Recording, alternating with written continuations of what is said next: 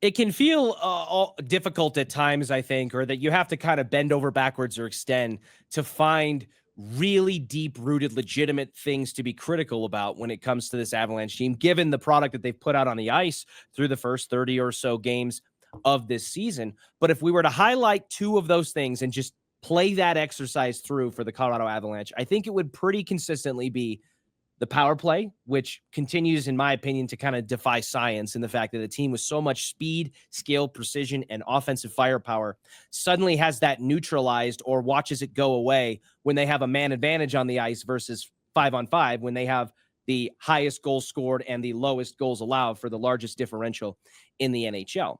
And secondarily, for whatever reason, Will, it does seem like, even though it's part of the reason why they've accumulated the points that they've accumulated, the Avs just struggle to win in overtime and in shootouts. What, from your estimation, might lead to that kind of disparity, where clearly in regulation, they're one of the best teams in hockey and certainly at 5-on-5, but focusing specifically on the overtime and the shootout, why does it seem to kind of not go their way when you start playing extra hockey?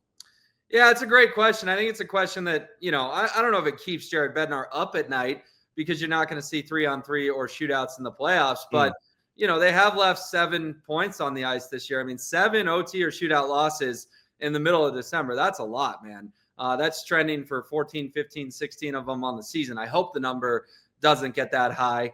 I'd say in 3-on-3, sometimes they try to be too perfect. Like they almost want to score a tap-in goal where someone's made such a dangle or such a play that they can just pass it to a teammate who's got 3/4 of a wide open net. But then the shootout, I don't have the answer on that because Bednar's to the point now where he's tossing different guys out there. I mean, Gabriel Landeskog got his first shootout attempt of the season the other night in Nashville, and he couldn't score either. I'm not holding that against Gabe, but you would think just throw Makar, throw McKinnon, and then maybe a Natchez or a Nichushkin out there.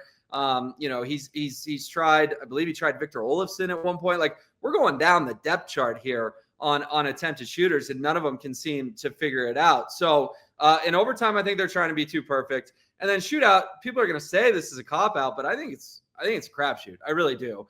I don't think it's. You know what was fun, Richie? 15 years ago when they debuted the shootout, because we're like, ooh, penalty shots. This is cool. Right. You know what's run its course? The shootout. I've seen enough shootouts now that I don't get the tinglies going, ooh, this is fun. This is unique. It's just a dumb way to give out a second point. And unfortunately, the Avalanche aren't very good at it.